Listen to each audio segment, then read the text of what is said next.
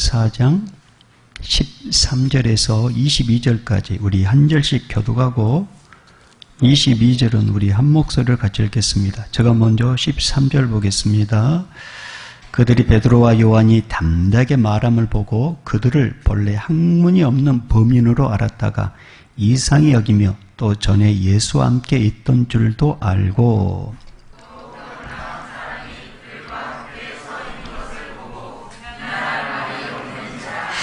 명하여 공회에서 나가라고 서로 의논하여 이르되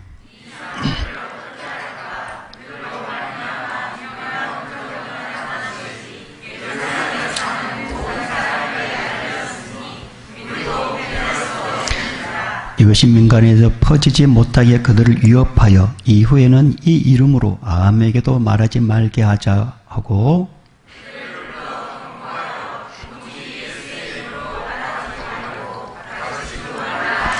베드로와 요한이 대답하여 이르되 하나님 앞에서 너의 말을 듣는 것이 하나님의 말씀을 듣는 것보다 옳은가 판단하라. 관리들이 백성들 때문에 그들을 어떻게 처벌할지 방법을 찾지 못하고 다시 위협하여 놓아 주었으니 이는 모든 사람이 그 된 일을 보고 하나님께 영광을 돌림이라. 이 표적으로 병 나은 사람은 40여세나 되었더라. 아멘. 할렐루야. 우리 앞뒤자 오랜만에 뵙죠. 반갑습니다. 그런 마음으로 엄지척으로 우리 환영 인사하겠습니다. 반갑습니다. 잘 보내셨습니까? 네. 예. 보고 싶었습니다. 네, 오늘 우리 중고청 예배드릴 또 그렇게 고백한 것처럼 여러분 정말 보고 싶었었습니다.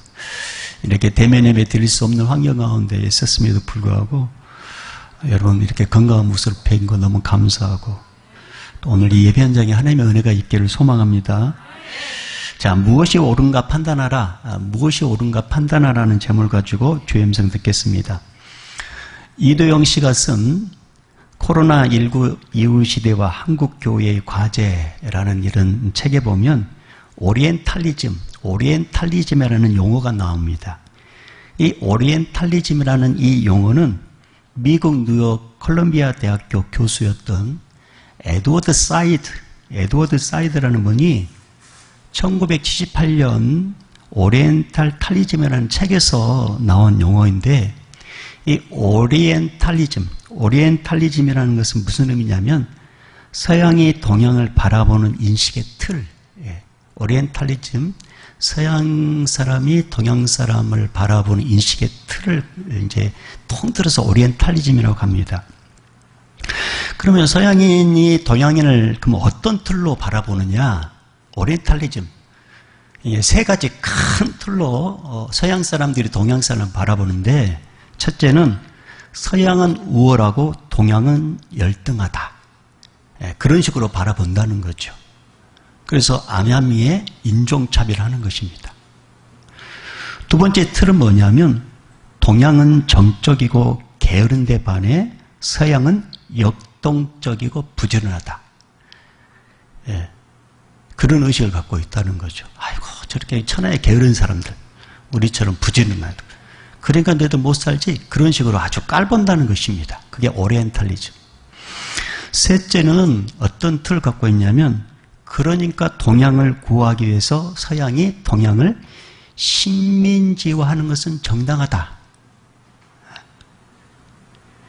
이러한 인식이 서양인들 모든 사람들에게 심리에 내깔려 있고 문제는 뭐냐면 우리 동양 사람들도 그들의 영향을 받아가지고 서양의 인식을 그냥 받아들인다는 것입니다.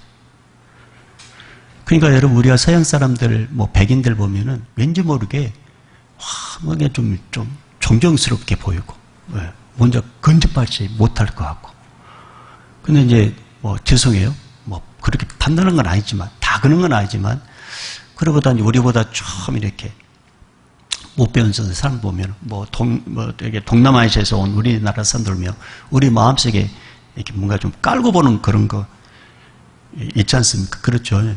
미안해요. 이제 그런 어떤 의식을 갖고 있는 것처럼 서양 사람들이 우리를 그렇게 본다는 것입니다. 이게 오리엔탈리즘입니다. 그런데 이번 이제 코로나 팬데믹으로 인해서 이런 인식이 바뀌게 되었다는 건 이제 그 책에 기록이 되었어요. 무슨 말이냐면, 여러분 이번 이 코로나로 인해서 서양의 그 서구의 모든 나라들이 속절없이 막 코로나에 무너지는 걸 봤지 않습니까? 근데 반대로 그들이 무시했던 동양, 그 중에 우리나라와 중국이 코로나를 잘 대처하는 것을 그들의 눈으로 보게 됐다는 말입니다. 특별히 우리나라는 전 세계로부터 코로나19 모범 국가, 방역의 모범 국가로 이렇게 충성받으면서 도움도 이렇게 요청받고 있는데, 이 현상에 대해서 그 책에 이제 한 교수님께서 자기 제자들에게 이렇게 한 내용을 이제 기록해 놨어요. 뭐라고 말했냐면 이렇게 말했습니다. 앞으로 코로나 이전과 전혀 다른 코로나 이후의 세계로 살아가게 될 것이다. 20세기를 통해 서구 사회가 지녀온 오리엔탈리즘, 서양이 동양인을 무시하는 그 오리엔탈리즘이 끝을 구하는 중요한 상징적 사건이 될 수도 있다. 이 코로나가 그렇게 됐다는 것입니다. 다시 말해서 서양인이 동양인을 무시하는 시대는 이제 막을 내리게 된다라는 그런 뜻입니다. 저는 이 코로나 방역을 보면서 동양인들을 바라보는 서양인 사람들이 저 사람들 우리보다 후진국인데 저 사람들 우리보다 미개인데 이렇게 바라봤던 사람들이 웬일이야 이렇게 깜짝 이렇게 놀라는 것처럼 오늘 본문에 나오는 이 산헤드린의 공회원들이 베드로와 요한을 보면서 마치 흡사 그런 눈으로 보고 있다는 거죠. 저 시골뜨기인데요? 아무것도 못 배운 사람들인데 그런 식으로 이제 바라보는 내용이 이제 오늘 나와요. 여러분, 남에서 못 걷겠던 사람이 온전하게 된 일로 인해서 예루살렘의 많은 사람들이 예수님을 믿게 됩니다. 이 일로 인해서 베드로와 요한은 산헤드린 공회 사람들에게 잡히게 되고 하룻밤 이제 감옥 생활을 하게 됩니다. 그리고 그 다음날 산헤드린 공회원들이 베드로와 요한을 딱 중앙에 딱 세워놓고 이제 이렇게 신문을 하게 됩니다. 무슨 권세로, 누구의 이름으로 이 남에서 못 걷게 된 이 사람을 고쳤냐. 이렇게 이제 신문을 합니다. 그러니까 성령 충만한 베드로가 담대하게 주눅들지도 않고 말을 하는데 그들이 질문을 교정시켜 줍니다. 어떤 질문이냐면 지금 우리에게 무슨 권세로 누구의 이름으로 이런 일을 행하냐고 그런 질문하는데 그렇게 질문하면 안 돼요. 어떻게 이 사람이 온전해지고 구원받았는지 그렇게 질문하셔야 돼요. 그렇게 교정해 주면서 그러면서 이 사람이 왜 누굴 통해서 온전하게 됐는지 핵심을 딱 꼬집어서 이야기하는데 그게 뭐냐면 이 사람을 온전하게 해주신 분은 바로 예수님이십니다. 여러분은 예수님을 건축자의 버린 돌처럼 십자가에 죽게 했지만 하나님은 십자가에서 죽은 예수님을 살려가지고 사람들에게 우리에게 가장 중요한 구원의 모퉁이들이 되게 하셨습니다. 그렇게 이제 선포하는 것입니다. 그러면서 무엇보다 가장 중요한 것은 하나님께서 오직 예수님을 통해서만이 구원받도록 하셨습니다. 이렇게 선포하는 내용이 바로 오늘 우리가 읽지 않았던 12절 말씀입니다. 자, 우리 12절, 사도행전 4장 12절을 우리 한번 읽어보겠습니다. 12절 시작. 다른 이로서는 구원을 받을 수 없나니 천하 사람 중에 구원을 받을 만한 다른 이름을 우리에게 주신 일이 없음이라 하였더라. 아멘. 예. 그러니까 천하 인간의 구원을 얻을 만한 다른 이름을 우리에게 준 적이 없습니다. 예수님만이 우리의 구원자가 되십니다. 이렇게 대답을 하니까 거기에 모이는 사람, 산헤드린 공회원들 깜짝 놀랐습니다. 당황했습니다. 왜냐하면 베드로와 요한을 보았을 때 전형적인 시골뜨기였단 말이에요. 그들의 복장 자체가. 그리고 무식한 사람처럼 보였고 배우지 못한 사람 보였단 말입니다. 딱 보이는 것들이. 그리고 가만히 보니까 어디서 많이 봤어요. 근데 알고 봤더니 예수님을 따랐던 제자라는 걸 알게 되고. 근데 이 사람들이 당황한 것은 뭐냐면 그렇게 무식하게 보았고 딱 봤을 때 중앙에 딱 섰을 때, 아, 이것처럼 무식한 놈들. 그런데 베드로와 요한이 말하는 걸 보니까 너무나도 논리정연하게 이야기를 하는 것입니다. 그리고 무엇보다도 그 상황에 맞는 말씀을 딱 이렇게 적용을 하는 거예요. 말씀을로. 그리고 가장 중요한 것은 못 걷던 사람이 운전해자가 옆에 있는 거예요. 그러니까 산헤리드 공연 사람들이 이게 뭐지? 말문이 막혀버린 것입니다. 그래서 더 이상 반박을 하지 못합니다. 그게 바로 오늘 이제 13절, 14절 말씀이거든요. 자, 13절, 14절 읽어보겠습니다. 시작. 그들이 베드로와 요한이 담대하게 말함을 보고 그들을 본래 학문 없는 범인으로 알다가 이상히 여기며 또 전에 예수와 함께 있던 줄도 알고 또 병 나은 사람이 그들과 함께 서 있는 것을 보고 비난할 말이 없는지라. 아멘. 분명히 우리가 봤을 때 저 사람들은 촌뜨기란 말입니다. 배우지 못한 사람. 딱 겉으로 봤을 때. 근데 왜 저렇게 논리정연하게. 이 말씀도, 무슨 일이지? 그렇게 놀랬다는 것입니다. 의아하게 생각하겠습니다. 뭐지? 여러분, 우리는 다 그런 건 아니지만 겉으로 보여주는 걸로 인해서 사람을 판단할 때가 있습니다. 야고보서에 보면 그때 당시에 교회 성도들이 겉으로 보여주는 걸로 인해서 사람을 차별하는 그런 내용이 나와요. 무슨 내용이냐면 야고보서 2장에 보면 이런 말씀이 나옵니다. 어떤 성도들이 딱 두 사람이 들어와요. 근데 한 사람은 가락지를 끼고 아름다운 옷을 입고 딱 들어와요. 근데 그 뒤에 어떤 사람이 들어오냐면 남노한 옷을 입고 가난한 사람이 딱 들어옵니다. 그러면은 그 가락지 끼고 아름다운 옷을 입고 온 사람이 딱 들어왔을 때 안대원들이 이렇게 아주 친절하게 그 사람을 딱 좋은 자리에 앉으세요 라고 인도한다는 것입니다. 그런데 가난한 자가 이제 딱 들어왔잖아요.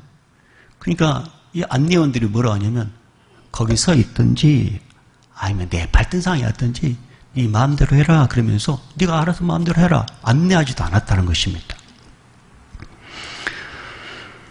그러니까 이 초대교회 성도들 가운데 겉으로 보여주는 것에서 사람을 차별했다는 것입니다. 그러니까 야고보가 그 말을 이렇게 야고보 쓸 때 그 말을 이렇게 기록했던 것은 뭐냐면 그게 아주 팽배했다는 거예요. 그러니까 아주 이게 보편화됐다는 거죠. 그러니까 그 말을 적은 거예요. 그 교회를 위해서. 그러니까 야고보가 그 말을 하는 것은 뭐냐면 더 이상 차별하지 말라는 것입니다. 겉으로 보여주는 걸로 인해서 그 사람을 판단하지 말아라. 그래서 그 말씀을 적었다는 것입니다. 여러분, 우리가 이렇게 알고 계시면 있는지 모르겠지만 유명한 그런 이야기가 있습니다. 소나비가 촤촤촤 쏟아지는 어느 오후에 조그만 가구점 앞에 다리를 쫄룩거리는 할머니께서 비를 맞으면서 처마 밑에서 이렇게 그 가구점 안을 이렇게 기웃거리고 있었습니다. 이렇게 보아하니까 가구를 살려는 건 아니에요. 근데 가구점에 있는 이제 젊은 점원이 싹 밖으로 나와가지고 할머니 다리도 불편하신데 밖에 계시지 마시고 들어오세요 라고 이제 이렇게 권면을 했습니다. 그러니까 할머니가 손을 들면서 젊은이 나 이렇게 가구 살려고 온 게 아니야. 그냥 여기 난 누군가를 기다리고 있어. 그러니까 신경 쓰지 마. 이제 거절했습니다. 근데 불구하고 이 젊은 점원이 할머니 그래 괜찮아요. 예. 그러니까 그냥 들어오세요. 그래가지고 이제 이렇게 모셨습니다. 그리고 안락연자에 편안하게 앉으시고 그다음에 따뜻한 차를 이렇게 한 잔 대접을 했습니다. 그 할머니께서 이제 안락을 다 이렇게 차를 마시고 있는데 이 점원이 밖을 계속 바라보는 거예요. 혹시나 그 기다리는 누군가가 올 것 같아서. 예. 혹시 놓치면 안 되니까. 몇 번이고 이제 밖을 내다보는 것입니다. 근데 할머니가 피곤했던 것 같아요. 짠잔 마시다가 이렇게 안락의자 앉다가 이제 잠이 꼬박 들었습니다. 점원은 이제 얼른 모파 한 장을 가지고 가만히 그 할머니를 딱 덮어드렸습니다. 근데 얼마 후에 승차한 대가 딱 오더니 막 둘이 누굴 찾는 거예요. 그냥 젊은 점원이 딱 나와가지고 누구 찾으세요? 예. 그럼 이분이 있습니다. 이제 이게 기사가 딱 이게 왔는데 기사가 잠들어 있는 그 할머니를 보면서 마녀는 막 얼굴 웃으면서 잠드는 할머니를 다 이렇게 다 들고 이제 차로 가는 것입니다. 그러니까 젊은 조문이 다 문을 열어주고 할머니를 다 이게 잠드는 상태에서 이제 차 의자에 앉으시고 젊은 조문은 소리도 나지 않게 살갑 차를 딱 닫아줍니다. 그리고 이 젊은 조문은 항상 자기 집을 가게를 방문했을 때 했던 게 뭐냐면 명함을 하나 주는 것입니다. 그래서 이 젊은 조문이 이제 기사에게 명함 하나 줬습니다. 그리고 헤어졌습니다. 근데 몇 주 후에 그 작은 가구점에 편지 한 장이 딱 날라왔습니다. 봉투를 뜯어보니까 거기에 이런 내용이 적혀 있었습니다. 며칠 전 비 오는 날 우리 어머니에게 베풀어진 사랑에 진심으로 감사드립니다. 우리 어머니의 요청으로 이번에 새로 지은 우리 저택에 들여놓을 가구 일체와 우리 회사 사무실 안에 집기 전부를 당신에게 주문하오니 빨리 와서 주문서를 받아 가십시오. 이런 내용의 편지가 왔습니다. 알고 봤더니 그 할머니, 그 기사는 누구냐면 강철왕 재벌에서 카네기였습니다. 가구 조문은 그냥 할머니라고 무시하지 않고 그냥 친절을 베풀었었고 배려한 것 뿐이었는데 이게 엄청난 열매로 다가오게 됐다는 것입니다. 사랑하는 여러분, 우리는 보여주는 걸로 사람을 대하는 경향이 참 많습니다. 보여주는 걸로.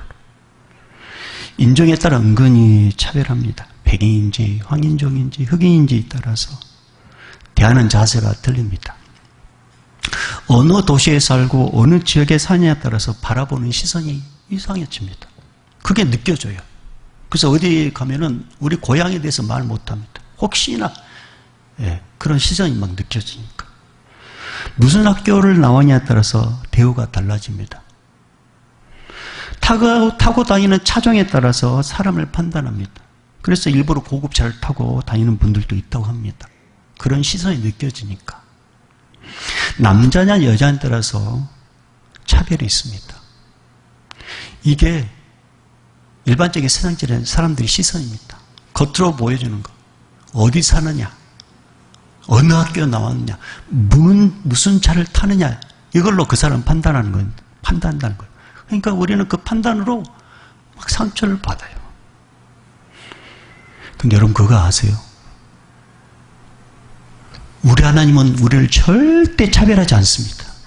우리 하나님은 인종에 따라 차별하지 않습니다. 도시에 살든지 시골에 살든지 차별하지 않습니다. 학교에 따라 차별하지 않습니다. 학벌에 따라도 차별하지 않습니다. 부자냐 가난한 자냐 차별하지 않습니다. 남자냐 여자냐 차별하지 않습니다. 무조건적으로 우리를 사랑하십니다. 더욱 중요한 것은 말로만 그렇게 하신 분이 아니셨어요. 우리를 사랑한다는 것을 행동으로 보여주셨는데요. 그 행동이 뭐냐면 하나밖에 없는 독생자 예수 그리스도를 우리를 위해서 이 땅에 보내주셨다는 것입니다. 그리고 죄전에 우리를 위해서 대신 죽이셨어요. 그 우리를 살리신 것입니다. 그래서 요한일서 4장 9절 말씀 보면 이런 말씀이 있어요. 하나님의 사랑이 우리에게 이렇게 나타난 바 되었으니 하나님이 자기의 독생자를 세상에 보내심은 그로 말미암아 우리를 살리려 하심이라. 로마서 3장 22절에는 이런 말씀이 있습니다. 곧 예수 그리스도를 믿음으로 말미암아 모든 믿는 자에게 미치는 하나님의 은이 차별이 없느니라. 이게 무슨 말이야? 누구든지 예수 믿으면 죄사함 받고 구원받고 하나님의 자녀가 되어 영생을 복을 받게 된다. 이건 차별이 없습니다. 누구든지. 근데 사람은 겉으로 드러난 걸로 차별을 해요. 사랑하는 여러분, 다시 한번 말씀합니다. 하나님은 여러분을 사랑하십니다. 하나님은 여러분 절대 차별하지 않으셔요. 그리고 여러분은 어떤 분인지 아세요? 하나님께서 우리를 보고 뭐라고 하는지 아세요? 이사야 43장 4절 말씀 보니까 이런 말씀이 있어요. 내가 내 눈에, 하나님께서 말씀하세요. 내가 내 눈에 보배롭고 존귀하며. 뭐라고 말씀하셨는지? 너는 보배롭고 존귀한 자야. 하나님께서 여러분 그렇게 보신단 말이에요. 그러니까 남들이 어떻게 말하든지, 남들이 어떤 시선을 보든지 거기에 흔들리지 마십시오.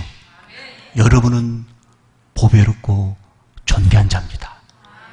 이 세상에서 하나밖에 없는, 하나님께서 장경도 목사님께 쓰신 말처럼 두고 보기 악할 정도 하나밖에 없는 걸작품이십니다. 그러니까 여러분은 과거에도 하나님의 사랑을 받았고, 지금도 하나님의 사랑을 받고 있고, 미래도 하나님의 사랑을 받을 것입니다. 그러니까 당당하십시다. 당당. 여러분 오늘 본문에 보십시오. 베드로, 요한, 성령 충만한 이들이 하나도 주눅들지 않습니다. 당당합니다. 공회원들이 무시하고 재현 취급해도 머리 숙이지 않습니다. 오히려 또 복음을 담대하게 전합니다. 베드로와 요한이 당당함에 이 공회원들이 깜짝 놀란 거예요. 더군다나 온전케 된 사람이 옆에 있으니 할 말을 잃어버린 것입니다. 그래서 공회원들은 베드로와 요한 그리고 온전케 된 사람을 잠시 나가 있으라고 자기들끼리 의논한단 말이에요. 그게 오늘 16절 17절 말씀이에요. 자, 16절 17절 읽어볼까요? 시작. 이 사람들을 어떻게 할까? 그들로 말미암아 유명한 표적 나타난 것이 예루살렘에 사는 모든 사람에게 알려졌으니 우리도 부인할 수 없는지라. 이것이 민간에 더 퍼지지 못하게 그들을 위협하여 이후에는 이 이름으로 아무에게도 말하지 말게 하자 하고.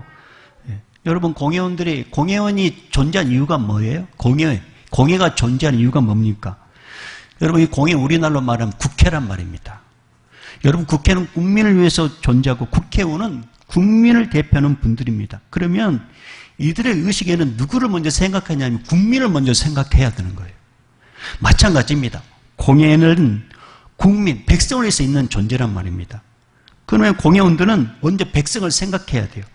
베드로와 요한의 설교를 듣고 이들이 해야 될 건 뭐냐면 우리가 잘못했구나.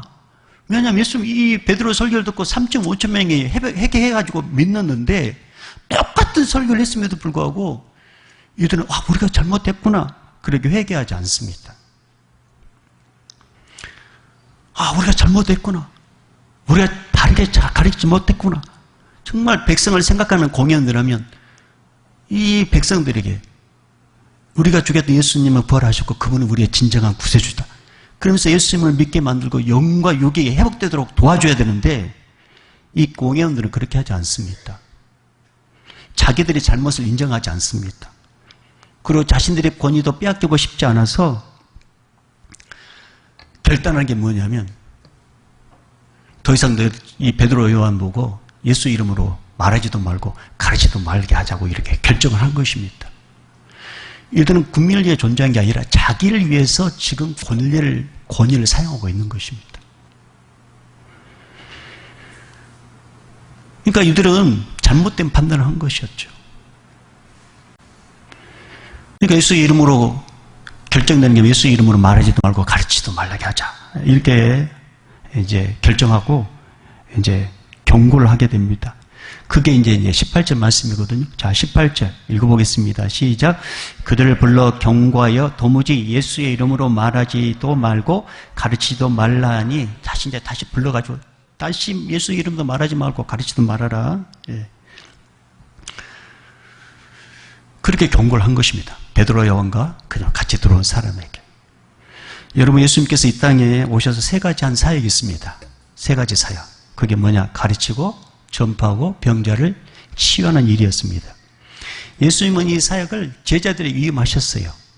근데 예수 이름으로도 전하지도 말고 예수 이름에 대해서 가르치지도 말라고 하는 것은 사도들 보고 죽으라고 하는 말이에요.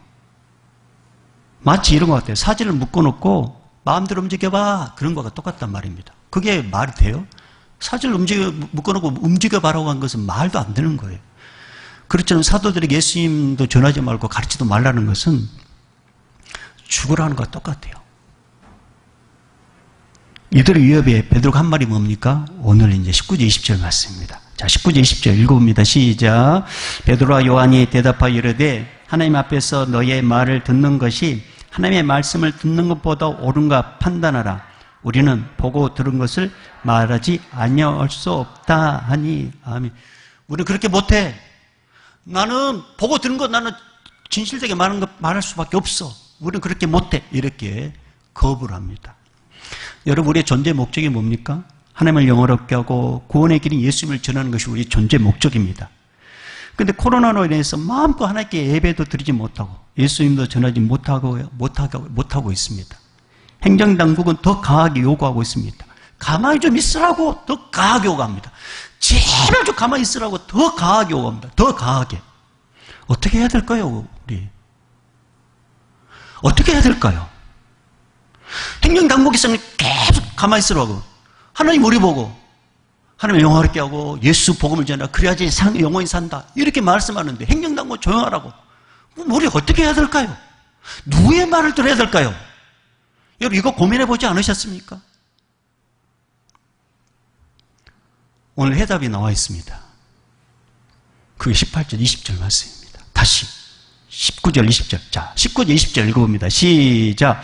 베드로 요한이 대답하여 이르되 하나님 앞에서 너의 말을 듣는 것이 하나님의 말씀을 듣는 것보다 옳은가 판단하라. 우리는 보고 들은 것을 말하지 아니할 수 없다 하니. 아멘. 물론 우리는 지금 감염병이 난 것 때문에 우리는 어쩔 수 없이 예배를 드리지 못하고 있습니다. 모을 수 없는 환경이 있습니다. 그런데 여러분, 모을 수 없는 환경이라 할지라도 내 삶의 자리에서 예배를 드릴 수 있잖아요. 모을 수 없는 환경 가운데서도 입이 열려있기 때문에 예수님을 전할 수 있잖아요. 그런데 우리는 모이지 말라는 것 때문에 내 삶의 자리에서 예배 드리지 않고 복음도 전하지 않고 있단 말입니다.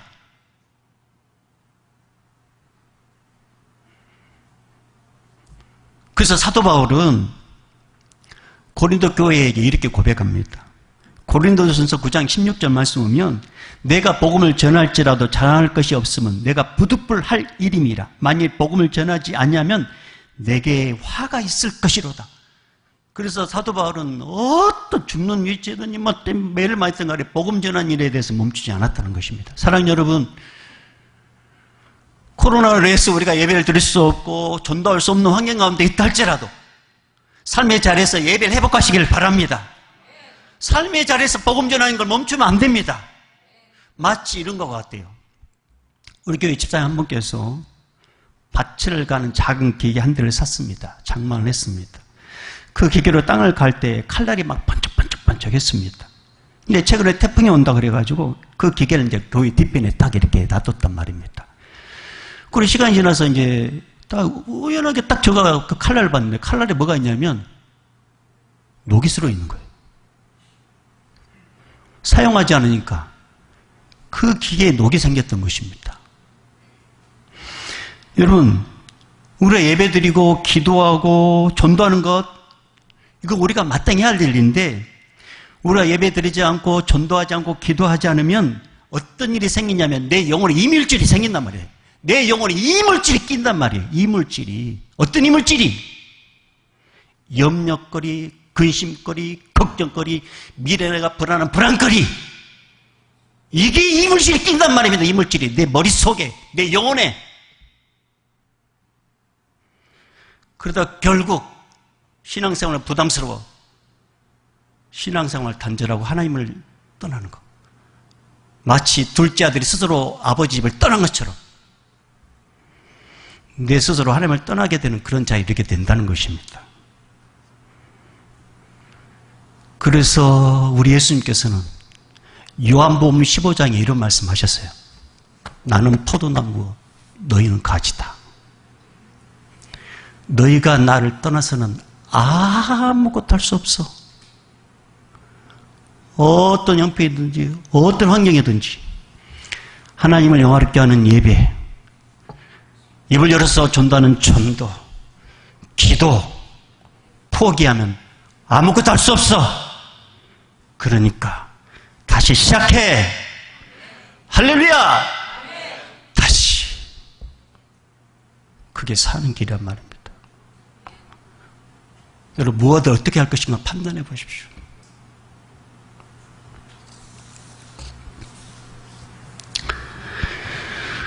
관리들이 베드로와 요한과 거기 있는 사람을 위협했을 때 베드로와 요한은 수긍하지 않습니다. 계속 예수님을 전하겠다고 말합니다. 이들은 당황했습니다. 그래도 그냥 보낼 수 없잖아요. 그러니까 쫓아내기 전에 다시 한번 위협하는 거예요. 다시 말하지 마. 그게 21절 말씀이에요. 자, 21절 마지막 읽어볼 거예요. 시작. 관리들이 백성들 때문에 그들을 어떻게 처벌할지 방법을 찾지 못하고 다시 위협하여 놓아주었으니 이는 모든 사람이 그 된 일을 보고 하나님께 영광을 돌림이라. 아멘. 이것을 딱 끝나면 좋지 않겠어요? 그런데 오늘 한 절이 더 있잖아요. 22절. 자, 22절 읽어볼까요? 시작. 이 표적으로 병 나은 사람은 40여 세나 되었더라. 아멘. 왜 이 말씀을 이렇게 기록해 놓으셨을까요? 나면서 못 겪게 된 이 사람이 온전케 된 나이가 이제 40세란 말입니다. 이때 당시 40은 우리나라 늙은 나이에요. 근데 이 사람이 온전케 됐다. 여러분, 내 나이가 어떤 나이든 간에 예수를 믿는 순간 그 영혼이 새롭게 됩니다. 그게 60이든지 70이든지 80이든지 예수를 믿는 순간 때 새로운 역사가 시작되는 것입니다. 또 한 가지 중요한 게 있습니다. 이 남에서 못 걷게 된 이 사람은 베드로 요한 옆에 가만히 있었어요. 가만히 있었단 말입니다. 아무 말도 하지 않고 가만히 있었단 말입니다. 아무 말도 하지 않고. 근데 그게 엄청난 파급 효과가 있었습니다. 왜요? 이 사람은 남에서 못 걷던 이 사람이 예수 이름 온전히 됐잖아요. 이 사람은 아무 말도 하지 않고 가만히 있는 거예요. 근데 이 사람 때문에 베드로 요한이 이렇게 풀림받게 되고, 이 사람 때문에 하나님의 영광 돌린 사람들이 많아졌고, 이 사람 때문에 이 공회원들이 입을 딱 다물게 했다는 것입니다. 여러분이 항상 있는 그 자리가 여러분 편에서는 아무것도 아닐 거라고 생각하는데, 무의미할 거라고 생각하는데, 여러분 그게 아닙니다.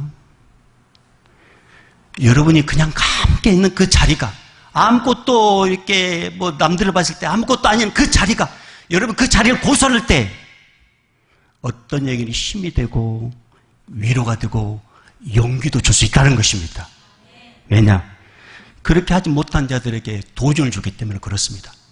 나보다 더 바쁜데 저 사람이 저기에 있네. 나보다 더 힘든데 저 사람은 저 자리를 고수하네. 그러면서 누군가 도전을 준단 말입니다. 야, 예수 믿던 저 사람은 저 자리에 있네. 저 자리에 있는데. 부탁합니다. 여러분, 미련스럽게 그 자리를 고수하십시오. 미련스럽게. 그럼 반드시 하나님께서 그 어떤 환경을 통해서 간증거리를 주실 것입니다. 오늘 이 땀에서 이 안진병이었던 이 사람은 가만히 있어. 아무 말도 하지 않았어요. 아무 말도. 있는 것 자체가 이 사람의 능력이었단 말입니다. 여러분, 이 시대에 버티는 게 능력입니다. 그 자리를 고수하는 게 능력입니다. 그럴 때 하나님께서 놀랍게 은혜를 베풀어 주신다는 것입니다. 여러분, 오늘 무엇이 옳은가 판단하라 제목으로 말씀을 전했습니다. 지금 이 상황에서 우리가 자칫 놓칠 수 있는 것, 예배드리고 기도하고 전도하는 것, 이것은 우리가 일상적으로 해야 될 일인데 혹시나 모이지 않는 걸로 인해서 코로나 안에서 이것이 잠시 멈췄다면, 강적으로 멈춤을 당했다면 이제 한번 시작해 보십시다. 예. 그래서 삶의 자리에서 예배드리고 시간 날 때 기도하고 입을 열어 복음 전하고, 그러면 여러분의 영혼은 막 빛나게 될 것이고 하나님께서 반드시 간증거리를 허락해 주실 것입니다. 그 주인공 되기를 주님 축복합니다. 기도하겠습니다. 하나님 아버지, 우리에게 능력을 주시옵소서. 벌떡 그 자리에서 일어나게 도와 주시옵소서. 하나님 아버지, 우리의 삶의 자리가 능력의 자리가 되게 도와 주셔서 다른 사람들의 영적 도전을 주게 도와 주시옵소서. 예수님의 이름으로 축복하고 기도합니다. 이제는 우리 주 예수 그리스도의 은혜와 하나님 아버지의 극진하신 사랑하심과 성령님의 감화 감동 교통 충만하심이, 너는 보배롭고 존귀한 자라. 다른 사람들을 어떻게 판단하든 간에 나는 너를 사랑해. 그 주의 음성을 듣고 자존감을 회복하기를 원하고 주의 사랑으로 풍족하게 적기를 원하는 우리 성도들의 그 마음의 소망 위에 오늘도 땅까지 복음을 증거하는 우리 선교사님들과 코로나 최전방에서 일하고 있는 우리 의료진들과 인류원에서 입원해 있는 환우들과 예배 현장에 없는 우리 성도들과 우리 다음 세대들 위해, 특별히 우리 청년 세대들 위해, 이 예배 현장에 있는 우리 모든 믿음의 권속들 위해 이제부터 영원히 있을지어다. 아멘.